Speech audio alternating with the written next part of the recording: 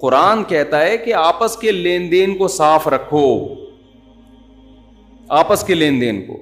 یہ زکوٰۃ، صدقے، فطر، اس میں بدگمانی سے بچانا ضروری ہے. خوب سمجھ لیں. دیکھو نبی صلی اللہ علیہ وسلم ایک خاتون کے ساتھ تنہائی میں کھڑے ہوئے، کسی صحابی نے دیکھ لیا، آپ نے ان صحابی کو بلا کے فرمایا کہ یہ میری زوجہ ہیں، ایسا نہ ہو تمہارے دل میں میرے بارے میں خیال پیدا ہو جائے. انہوں نے عرض کیا یا رسول اللہ آپ کے بارے میں کون بدگمان ہو سکتا ہے؟ نبی نے فرمایا یہ تمہارے ایمان کا مسئلہ تھا، اگر ذرا سی بدگمانی آ جاتی تمہارا ایمان ختم ہو جاتا. ہمارے پیغمبر نے تو یہ نہیں کہا کہ مجھ پہ کون ہوتا ہے کوئی شک کرے مجھ پہ.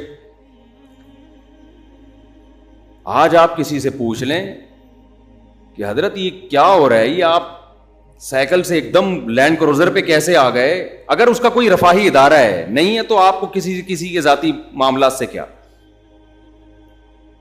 میں یہ نہیں کہہ رہا کہ ساری دنیا جا کے پوچھے، جو علاقے کے لوگ ہیں یا انتظامیہ ہے اس کا تو فرض بنتا ہے نا پوچھے.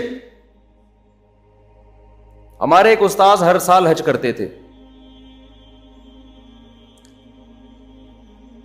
اور کسی مدرسے کے منتظم بھی تھے وہ.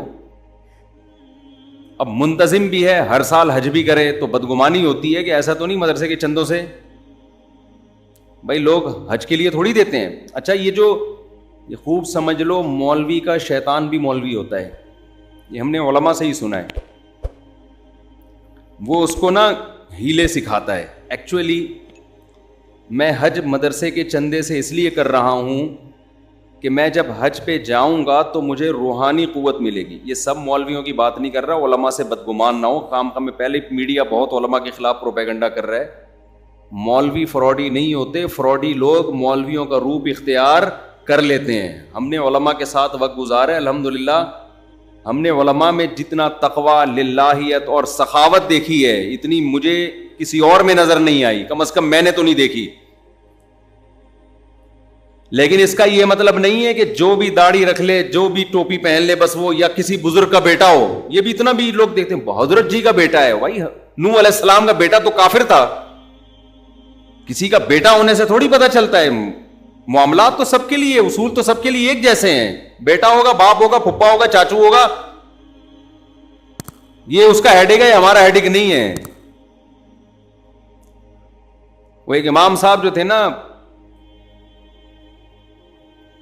وہ کیا کرتے تھے، وہ پیسوں کے معاملات میں بہت دو نمبری کر رہے تھے. تو ایک مقتدی نے بول دیا ان کو کہ بھئی آپ کیا کر رہے ہیں، اور زیادہ ڈیٹیل میں جاؤں گا تو پھر لوگ سمجھ جاتے ہیں کس کی بات ہو رہی ہے. میں بہت مبہم باتیں کر رہا ہوں.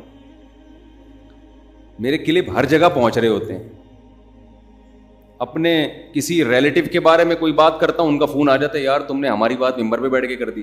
اب مجھے بہت ہی مبہم انداز میں بات کرنی پڑتی ہے. تو وہ انہوں نے کہہ دیا کہیں امام صاحب سے کہ حضرت یہ کیا ہے. تو امام صاحب جوش میں آگے میں تیرے خلاف بددعائیں کروں گا. انہوں نے کہا حضرت الٹے ہاتھ سے نا رات کو آخری وقت میں اٹھ کے ذرا کر لیا کریں تاکہ ایک ہی دفعہ میں آپ کو تسلی ہو جائے. ٹھیک ہے نا. یہ منجن، وہ منجن تو انہوں نے نہیں کہا، یہ تو ابھی ایک لفظ ایجاد ہوا ہے. ویسے تو بہت پرانا ہے لیکن پروموٹ، جیسے انڈا موڑ دنیا میں پہلے کوئی نہیں جانتا تھا. میں دنیا میں جہاں بھی جا رہا ہوں لوگوں کو کراچی میں انڈا موڑ کا الحمدللہ، انڈا موڑ والوں کو چاہیے مجھے پیسے دیں اس کے. حقیقت ہے. کوئی بھی، میں خود نہیں جانتا تھا، کراچی میں اتنے سال سے رہ رہا تھا، مجھے نہیں پتا تھا انڈا موڑ کا. جب سے میں آیا ہوں الحمدللہ ساؤتھ افریقہ کیا تنزانیہ کے جنگلوں میں شیر اور چیتے کو بھی معلوم ہے کہ انڈا موڑ کہاں ہے. تو اتنی عزت الحمدللہ انڈا موڑ کو ملی ہے ہماری وجہ سے. تو انڈا موڑ والوں کا اتنا تو فرض بنتا ہے نا، پیسے نہ دیں عزت دے دیں. پیسے تو میں نے مذاق میں کہہ دیا. تو وہ امام صاحب کو انہوں نے کہا حضرت یہ جو اتنا چندہ آ رہا ہے کوئی حساب، کوئی کہاں جا رہا ہے، کس کو کوئی رسیدیں، مسجد کے لیے آ رہا ہے نا.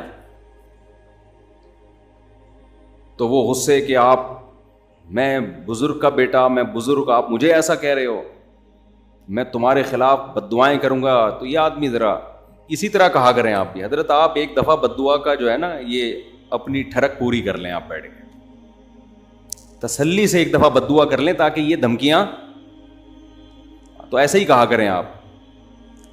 جب ظالم سے آپ محاسبہ کریں نا, اور ظالم ایموشنل بلیک میلنگ کی کوشش کرے, تو کوئی, جیسے عاملوں کے بارے میں بھی یہ کہتا ہوں نا, عامل کہتا ہے میں تیرے اوپر اتنے جنات بھیج دوں گا, تو یہ اور یہ, تو بولے یار تو ایسا کر ایک دفعہ بھیج دے. صحیح ہے. یہ ٹوپی ڈرامے ہمارے ساتھ, یہ منجن یہ کہیں اور جا کے بیچنا, یہ ادھر نہ بیچ تو منجن. دیکھو بہت سے مسائل آپ کے کانفیڈنس سے حل ہوتے ہیں, جھگڑوں سے حل نہیں ہوتے. وہ ایموشنل بلیک میلنگ پہ آ گیا, آپ ایک دم جذبات میں آ گئے, وہ تو چاہ رہا ہے کہ آپ جذبات میں آؤ. تو آپ کا کام ہے بالکل بھی سب سے پہلے آپ نے گھبرانا نہیں ہے. ٹھیک ہے, گھبرانا نہیں ہے بالکل. وہ میں واقعہ سناتا ہوں نا,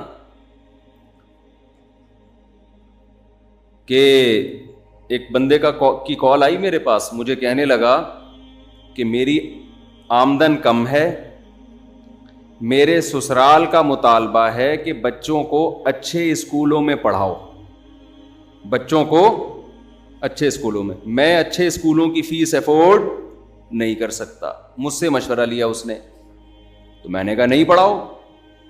دنیا میں اس سے بڑا بے وقوف آج تک پیدا نہیں ہوا جو اپنی چادر سے زیادہ پاؤں پھیلائے. میں نے کہا پہلے کھانے پینے کو فوکس کرو, ایک مناسب رہائش, اس کے بعد تعلیم ہے. تو کوئی بات نہیں کم تر اسکول میں, بلکہ ہوم اسکولنگ کا انتظام کر لو, اگر اور بھی کم پیسے ہیں کوئی ٹیوٹر رکھ لو, وہی پڑھا لے, وہ زیادہ اچھا پڑھا لے گا, کم وقت میں بچہ زیادہ اچھا بن جائے گا. کہہ رہے میں یہ بات مان رہا ہوں, میری بیگم نہیں مان رہی, اور میری ساس اور میرے سسر بھی انوالو ہو گئے ہیں, مجھے فل ٹینشن دی ہوئی ہے انہوں نے. تو میں نے کہا ان سے بولو کہ بھائی بچے میرے ہیں, سسرال سے بولو بچے کس کے ہیں, میرے. خوب سمجھ لیں اسلام میں بچوں کی تمام تر کفالت باپ کے ذمے ہے, اور مکمل ولی بھی بچوں کا باپ ہے. سمجھ رہے ہیں کہ نہیں سمجھ رہے؟ آدھا اسلام تو ہماری خواتین نے لے لیا کہ بچوں کی تمام تر کفالت باپ کے ذمے ہے, باقی جو آدھا تھا نا کہ یہ باپ ہے, اس گھر کا باپ کون ہے, حکم کس کا چلے گا, اس کا چلے گا, یہ والا ہماری خواتین نے اسلام سے نہیں لیا. ماں کے اپنے حقوق ہیں, لیکن آرڈر کس کا چلے گا؟ جب ماں اور باپ کے آرڈر میں ٹکراؤ ہوگا تو پھر شریعت کس کو ترجیح دیتی ہے؟ باپ کے آرڈر کو, وہ سربراہ وہ ہے. پھر مثالیں دی جاتی ہیں یورپین کنٹریز کی کہ وہاں کتنی آزادی ہے, تو وہاں تو پھر باپ کے ذمے تھوڑی ہو, تو ماں کا آدھا خرچہ ماں کے ذمے ہے.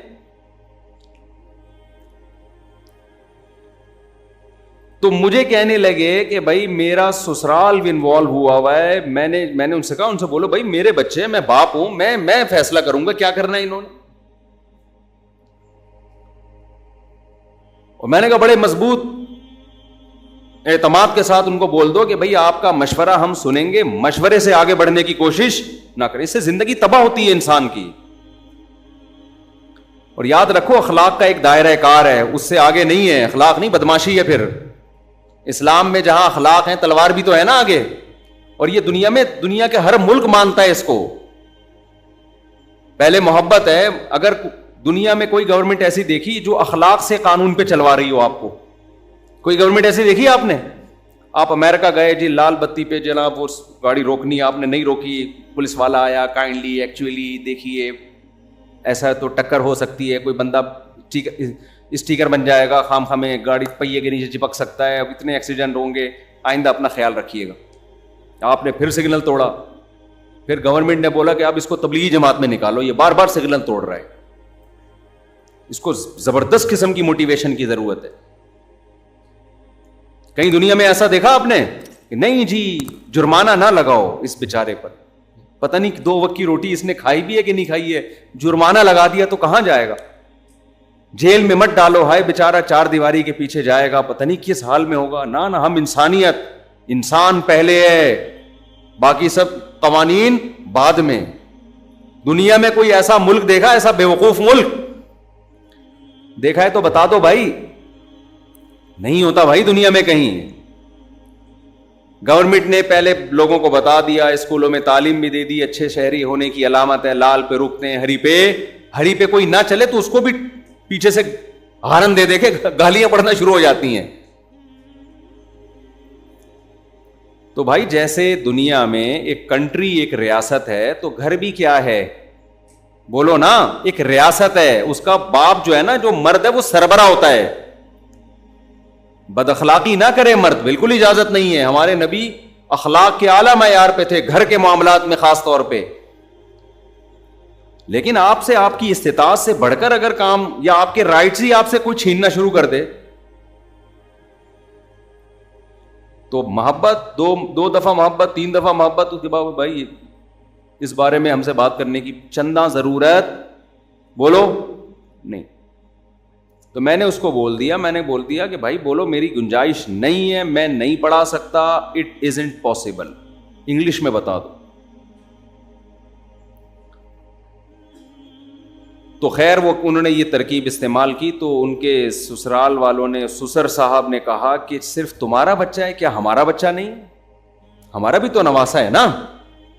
تو انہوں نے مجھے فون کیا کہ وہ یہ کہہ رہے ہیں کہ صرف تمہارا بچہ ہے, ہمارا نہیں ہے, ہمارا بھی تو ہے. میں نے کہا مسئلہ حل ہو گیا. آپ کے سسرال نے مسئلہ کیا کر دیا, حل, زبردست. اب اس کو مہنگے سے مہنگے اسکول میں ایڈمیشن کرواؤ اس کا. کہتے ہیں کیوں بھائی؟ میں نے کہا اس لیے کہ آپ کا بھی ہے, ان کا بھی ہے, لہذا آدھا خرچہ آپ اٹھائیں گے, آدھا خرچہ سسرال اٹھائے گا. کیا خیال ہے؟ آدھا خرچہ کون اٹھائے گا؟ سسرال, کیونکہ ان کا بھی تو ہے. اور بالکل صحیح بات ہے, ان کا بھی ہے. پیڑے کھانے کے لیے ہمارا ہے, خرچے اٹھانے کے لیے کس کا ہے؟ تیرا ہے. میں نے کہا ان سے بولو بالکل آپ کا بھی ہے, لہذا آدھی فیسیں کون اٹھائے گا؟ سسرال. اور جتنے بچے بھی مارکیٹ میں, کیونکہ میرا بیان سن رہے ہیں تو اسپیڈ بڑھے گی اب ان کی. جو آدمی میرا بیان سنتا ہے اسپیڈ بڑھنا شروع, گھروں میں رونق پیدا ہوتی ہے بچوں سے. عورت کو تو زیادہ فائدہ ہے اولاد کا, اسی کے کام آئیں گے یہ بڑھاپے میں, اور اسی کے آنکھوں کی ٹھنڈک ہیں. اسی کو فیملی پلاننگ والوں نے بیوقوف بنا دیا کہ نہ پیدا کرو. چھوٹا بچہ جتنا ماں کی آنکھوں کی ٹھنڈک بنتا ہے نا, اتنا باپ کی آنکھوں کی ٹھنڈک نہیں بنتا. اور جب بڑا ہو جاتا ہے پھر تو وہ آؤٹ پٹ ہے, پھر خرچہ کرے گا ماں باپ کے اوپر. تو خیر یہ تو اگلا ٹاپک ہے, اس پر میں بولتا رہتا ہوں. تو خوب سمجھ لیں, بعض چیزوں میں انسان میں اپنے اندر کانفیڈنس پیدا کرنا پڑتا ہے. تو یہ میں نے گھر کا واقعہ سنایا, لیکن اصولی طور پر یہ رفاہی اداروں کے بارے میں بھی ہے, مسجدوں کے بارے میں بھی ہے, مدرسوں کے بارے میں بھی ہے. کہ آپ جب کسی سے پوچھ رہے ہیں, ایسے نہیں کہ ہر ایرا غیرہ آ کے پوچھنا شروع کر دے کہ بھائی تو سائیکل پہ گھومتا تھا, تو نے یتیم خانہ جب سے کھولا ہے, تیرے تو ہر سال حج ہو رہے ہیں, تو یہ کائنڈلی آپ بتائیں گے کہ یہ کیا, کہاں سے آ رہا ہے؟ اگر اس کو غصہ آ گیا اور لال پیلا نیلا ہونا شروع ہو جائے, اس کا مطلب کہاں سے کھا رہا ہے یہ؟ بولو, انہی یتیموں کے مال کو کھا رہا ہے کم. پھر اگر بولے میری داڑھی دیکھ کے ایسی باتیں کرتے ہوئے تمہیں شرم نہیں آتی, آپ بولو بالکل بھی شرم نہیں آتی ہے. جب آپ کو ایسے کام کرتے ہوئے داڑھی رکھ کے شرم نہیں آتی, تو ہمیں بولتے ہوئے کہاں سے شرم آئے گی؟ شرم تو کم بخت تمہیں آنی چاہیے. پھر اگر وہ بولے کہ میں بد دعائیں کروں گا, آپ بولو بھائی ابھی کر لے, ابھی کر لے, تاکہ تجھے حسرت نہ رہے کہ میں نے کسی کے خلاف بد دعا نہیں کی. تو وہ مشہور مقولہ ہے نا کہ کوے کی بد دعاؤں سے اگر بیل مرنے لگیں تو کوئی بیل دنیا میں زندہ رہے گا؟ بتاؤ, کووں کے کھانے کا بھرپور انتظام کب ہوتا ہے؟ جب کوئی بھینس یا بیل مر جاتی ہے. 6 مہینے تک کووں کا پیٹ بھرتا ہے. ہر کوے کی خواہش ہے کہ جتنے بیل اور بھینسیں ہیں سب مر جائیں. صبح یہ جو کوے کائیں کائیں کر رہے ہوتے ہیں نا, یہ بیلوں کے خلاف بد دعائیں کر رہے ہوتے ہیں اصل میں, کہ اللہ کرے یہ بھی مرے.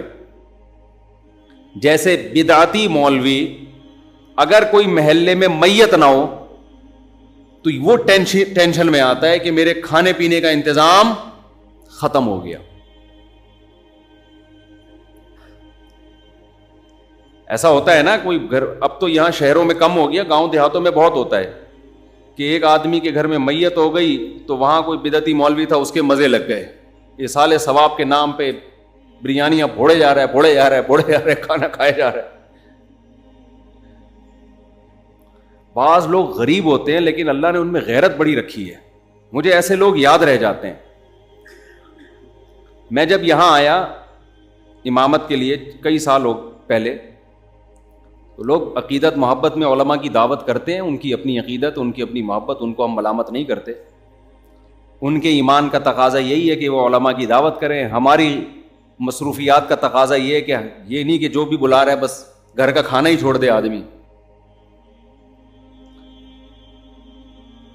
کسی نے کہا نا کہ میں بدعتی مولوی کی ایک نشانی میں بتاتا ہوں، وہ مرتے دم تک اپنے گھر سے کچھ کھایا نہیں کرتے۔ تو اب میری دعوتیں شروع ہو گئیں۔ میرے ساتھ ایک پٹھان تھا باجوڑ کا تھا یا پتہ نہیں دیر بنیر کا، مجھے یاد نہیں، وہ بیچارہ گنے کا رس لگاتا تھا ادھر صدر میں گنے کا رس بیچتا تھا وہ، اور گردوں کا مریض تھا، بہت غریب۔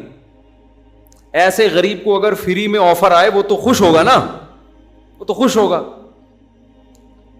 اب میری جب 2-3 دعوتیں ہوئی تو میں اس کو بھی لے گیا ساتھ میں۔ شروع میں ہمیں تجربہ نہیں تھا کہ دعوت کا انکار کیسے کیا جاتا ہے نا، اب لوگ زبردستی لے جاتے ہیں، چل بھائی اب منع کریں گے تو، اب اللہ کا شکر ہے پتہ ہے کہ کیسے انکار کرنا ہے نا۔ تو 2-3 دعوتوں میں جا کے میں تو پھر سائڈ پہ ہو گیا نا۔ میں نے کہا بھائی ہمارا اب اس کے علاوہ کیا کوئی کام ہی نہیں ہے، اس کے گھر کے کوفتے اچھے ہیں، وہ پائے اچھے بناتا ہے، وہ بریانی اچھی بناتا ہے، تو وہ چپلی کباب اچھے بناتا ہے تو بناتا ہے بھائی، اب یہ تو نہیں کہ ہم اسی کام میں لگے رہیں۔ تو جس نے جو دعوت کر رہا تھا نا مسلسل، اس نے کسی اور مولانا صاحب کو پکڑ لیا، اس کا بہرحال ایک اچھا جذبہ تھا، اس کو تو میں نہیں کہوں گا، اس نے کہا یار میرے گھر میں کوئی نہ کوئی دیندار ہونا چاہیے دسترخوان پہ، اس کا یہ جذبہ تھا۔ اب کسی دوسرے مولانا کو پکڑا، وہ بار بار جا رہے ہیں اور یہ بھی ساتھ میں نا۔ تو ایک دن وہ مولانا بیچارے دعوت میں پہنچے ہوئے، یہیں بیٹھا ہوا مسجد میں پیچھے بیٹھا ہوا۔ میں نے کہا یار آپ نہیں گئے دعوت میں؟ کہتا ہے مفتی صاحب غیرت مند آدمی گھر پہ کے کھا کے جو خوش ہوتا ہے وہ دوسرے کے دسترخوان پہ خوش نہیں ہوتا۔ مجھے اتنا مزہ آیا اس کا یہ جملہ سن کے، میں نے کہا یہ مالدار ہوتا پھر مسئلہ نہیں تھا، اتنا غریب ہو کے بھی اب اس کو شرم آنے شروع ہو گئی ہے کہ یار ٹھیک ہے اگلا طیب خاطر سے دعوت دے رہا ہے لیکن اپنے گھر کی سوکھی روٹی یہ دوسرے کے دسترخوان کی بریانی سے بہتر ہے۔ اچھا میری عادت ہوتی ہے ایسے خاندانی آدمی کو تلاش کر کے پھر اس کے ساتھ تعاون کروں، میں ایسے غیرت مند لوگوں کے ساتھ تعاون کرے انسان۔